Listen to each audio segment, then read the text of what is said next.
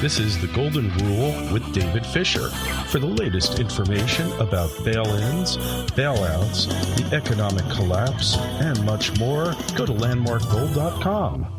Well, hello, this is David Fischer. I'm CEO of Landmark Capital, and this is The Golden Rule, podcast number 42. As I said in podcast number 41, we're going to talk about things that happened this last week, and I didn't want to bunch it all into one podcast, otherwise it'd be rather lengthy. So today we're going to talk about, on podcast number 42, what happened when Steve Mnuchin went before the Senate Banking Committee last Thursday. And, should there anything we should be concerned about? We might also get into Glass-Steagall, and one of the topics with that today, we're going to talk about Fannie Mae and Freddie Mac coming out of receivership. Let me explain, and we'll first of all talk about that, and if we run out of time, I'll put Glass-Steagall on podcast number 43. So these kind of all go hand in hand. But anyway, let's go walk down memory lane. Fannie Mae, Freddie Mac are the biggest underwriters who have contracted with the government to underwrite mortgages. They underwrite around 43% of all mortgages in the United States. Previously, their stock was held on a publicly traded, not owned by the government or ran by the government. But in 2008, under the financial duress of the environment, the mortgage industry came under severe financial pressure, as well as did Wall Street. And as a result, the government came to the rescue to bail out Fannie Mae, Freddie Mac. They bailed out AIG, and they bailed out General Motors. The idea was to pay them back, and then they would function on their own, come out of receivership, except for that didn't happen with Fannie Mae and Freddie Mac. So let's take a look. So here's what happened. The government in 2008 struck a deal that they would take over Fannie Mae and Freddie Mac by buying 80% of the stock, supporting the stock even though it collapsed because it was at $44 a share prior to the fall of Fannie Mae and Freddie Mac. It collapsed to a low of 60 cents in 2009. After the government said they're going to bail them out. The markets said something different, obviously. And what happened is the government now owned 80% of Fannie Mae and Freddie Mac. They took them over into receivership, and the Treasury would actually run it through a thing called the Government-Sponsored Enterprise, GSE. In return, Fannie Mae and Freddie Mac would not go under, but they would be lent a total of $187 billion, and they would make a dividend payment of 10% on that money, totaling $206 billion. Everybody agreed to it. The Treasury agreed to it. The government agreed to it. Fannie Mae and Freddie Mac agreed to it, as well as their shareholders. The shareholders didn't get dividends back then as a result of this. And in 2000, well, they got a little bit. But in 2012, it all changed. Treasury officials said, we don't like these terms. They rewrote them, and they thought they could. And when questioned, they said, we hold 80% of the stock. We can make the rules. So going against what they already agreed upon of a 10% dividend payment, they forced the issue and now want 100% of the dividends. This is 2012. The market value or the stock was trading at that when the Treasury announced it at $18. So it recovered from 60 cents up to $18. So obviously Fannie Mae and Freddie Mac were climbing out of the hole. But as a result of that announcement, their stock collapsed a second time down to $5.50. Currently, they're slightly under $12 today. So the Fannie Mae and Freddie Mac have been paying 100% of dividends, 100% of the profits going to the Treasury. Not what they agreed to, what they were forced to 4 years later after the deal was struck in 2008. In early 2015, Fannie Mae and Freddie Mac paid back 100% of all their monies. So they paid back the $187 billion plus the $19 billion or the 10% dividend fee that they've paid all along, totaling $206 billion.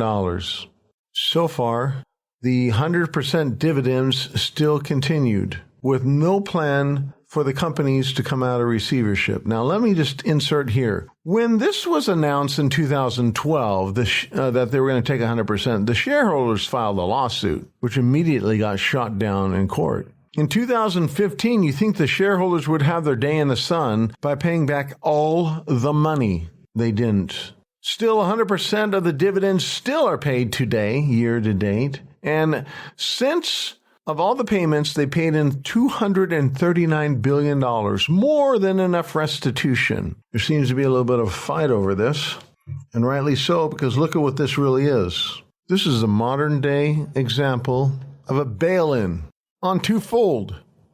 The government came in and seized the company. The second time when they changed the rules, the second time and said we're going to take 100% of the money. That was the wrong, first of all. Shareholders didn't get a vote in it. But when you would think common sense tells us that when they make restitution 100%, that they should come out of receivership at that point in 2015, early that year, because they made all the payback. General Motors did. AIG did. Why not Fannie Mae and Freddie Mac? So what happened is they didn't. And to this day, most recently this week, we're finding out why. Steve Mnuchin, the new Treasury Secretary, went before Congress. Specifically, he went before Congress, the Senate Banking Committee, on Thursday. The same Congress, another person went before a week earlier, the Federal Housing Finance Agency Director Mel Watt, and he told the panel that he might suggest that this all happens now.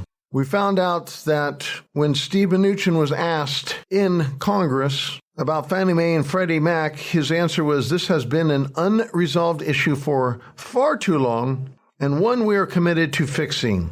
Yet, when he was asked if he's met with Mel Watts, he said this, same testimony, same day, within the same hour, he said this, quote, I had the opportunity to meet with Mel Watts several times. Last time we talked was about the dividend extensively, and I did tell him that it was our expectation at the Treasury that they would pay us the dividend, and we hope they continue to do so. Quote, unquote. My question is simple. Will the real Steve Mnuchin stand up? Are you the Steve Mnuchin that wants to resolve this unresolved issue and have Fannie Mae and Freddie Mac come out of receivership and stop making payments to the government that they've already paid in full to the Treasury? Or are you the Steve Mnuchin that says we want them to continue to pay to the Treasury? Well, we're finding out, I think, really who the real Steve Mnuchin is, and it's very discerning, discouraging. I said on previous national radio programs a week ago, this is going to tell us more about bail-ins.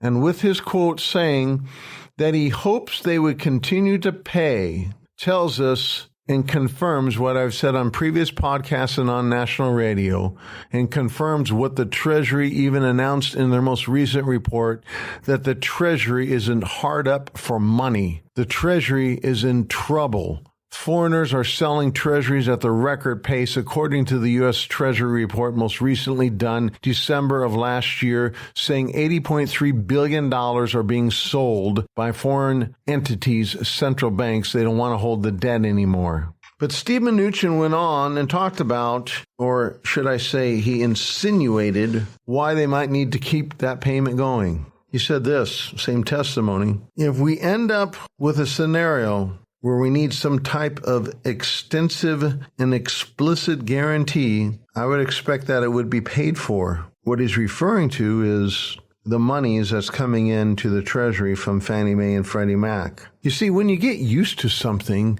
a payment, and then the payment is not rightly yours, you try to finagle your way out of that. At least unethical people do.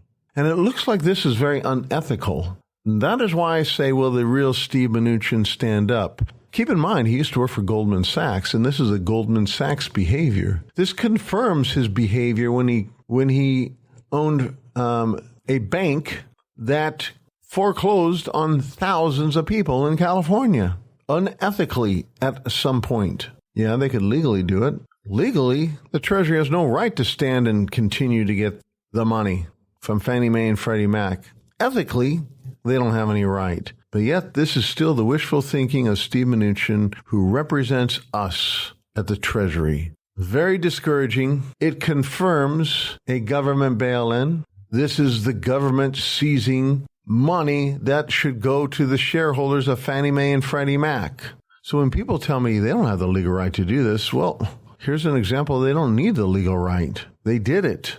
But they do have laws that have been passed to seize our money. It's called the Dodd-Frank Act, which created the Consumer Financial Protection Bureau, which I've spoken in previous podcasts about this. And you should call my company on this and get the facts by calling 877-448-2646 or landmarkgold.com, and you will learn more about this thing, about the bail-in. In fact, in this report, I wrote 5 times in the last 3 years the government has seized money, already tested the bail-in. We didn't have citizen upheaval. Well, it just happened last week before the Senate Banking Committee. So with that, we're going to talk about Glass-Steagall on podcast number 43. But this is podcast number 42. David Fischer, CEO of Landmark Capital, the Golden Rule. Want to say thank you for listening to us. And until next time, make it a great day.